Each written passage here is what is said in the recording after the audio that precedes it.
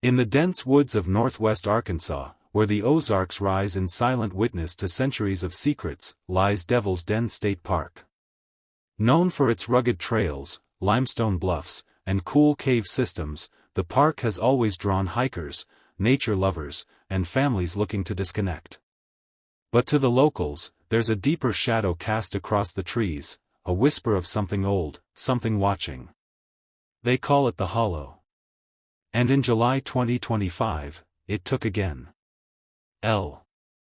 Clinton and Cristen Brink lived a quiet life in Jefferson City, Missouri. Clinton, 43, was a mechanic, steady, hard-working, and devoted to his wife and daughters. Cristen, 41, was a pediatric nurse who had spent the last year in remission after a hard-fought battle with breast cancer.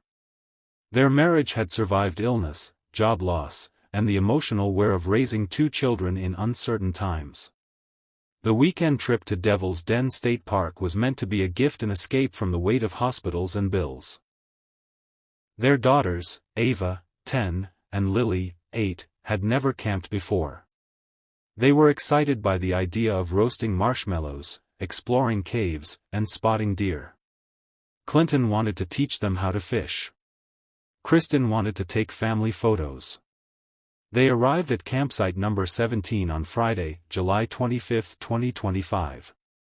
Saturday morning, the Brinks set out for a hike on the Yellow Rock Trail, a 3-mile loop offering panoramic views of the valley below. They packed a lunch, brought water, and followed the markers up the switchbacks. Midway through the hike, Cristen noticed something odd: stacked piles of rocks along the trail, small but carefully balanced. Clinton dismissed it as a trail marker or a local's tradition. Then they found a trail sign scratched out, the wooden letters gouged beyond recognition. The air grew still. Even the birds had gone quiet. Cristen suggested turning back.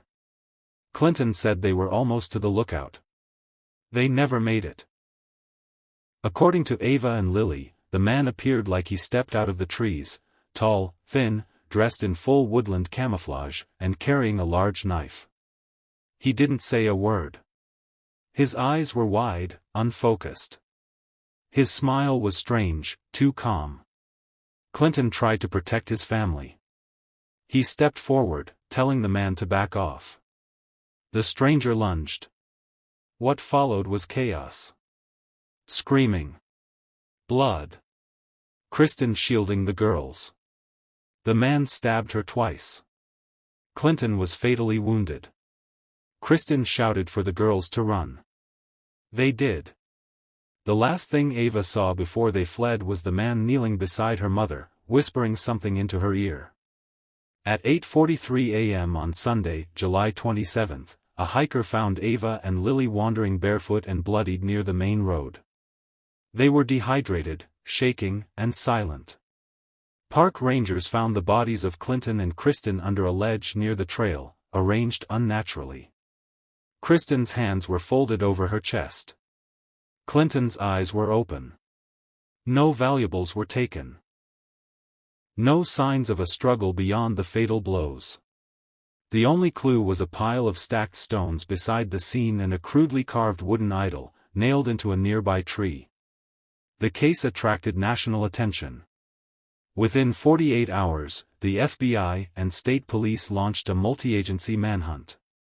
Forensic analysis revealed no fingerprints, no footprints, and no DNA beyond the victims. The scene was unusually clean, almost ritualistic. On July 30, authorities received a tip from a former co-worker of James Andrew McGann, 28, of Fayetteville. He was a former Army private discharged for mental health issues. He had a known obsession with survivalism, nature purification rituals, and local folklore. When police raided McGann's trailer, they found hand-drawn maps of Devil's Den, journal entries referencing the Hollow's hunger, a blood-stained combat knife, photos of hikers, taken without their knowledge.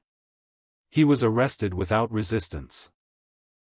McGann's writings frequently referenced the Hollow Ones, spirits he claimed lived beneath the bluffs and demanded offerings.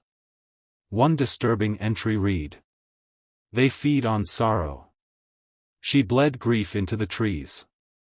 That's why the Hollow wanted her. Psychiatrists diagnosed McGann with paranoid schizophrenia. Yet when interviewed, he described the crime in precise detail and showed no emotion. At one point, he said, "They begged. But she knew. The forest remembers who trespasses with sorrow in their blood." He was charged with 2 counts of capital murder, with the state seeking the death penalty. Ava and Lily were placed under the care of their aunt. They rarely speak about what happened. One counselor revealed Ava sometimes draws trees with eyes hidden in the branches. Kristen's sister has petitioned for the Yellow Rock Trail to be permanently closed. Rangers now avoid campsite number 17.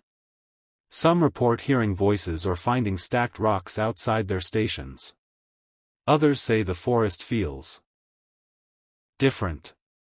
The carved idol found near the murder site has never been recovered. It vanished before police could secure the scene. July 2026. On the 1-year anniversary of the murders, a nature photographer exploring the less-traveled trails near Yellow Rock came across something strange. A printed photo of the Brink family, smiling in front of their tent, was found pinned to a tree with a hunting knife. The parents' eyes were scratched out. The FBI opened a new case. The twist? James McGann had been in solitary confinement for 6 months. Some trails, you don't come back from. Thank you for watching. If this story gripped you, disturbed you, or left you questioning what really hides in the woods, subscribe for more hidden horrors, real-life crimes, and untold truths. Stay alert. Stay safe. And remember, some trails don't lead back home. Like, share, and hit the bell icon so you never miss a case. See you in the shadows. I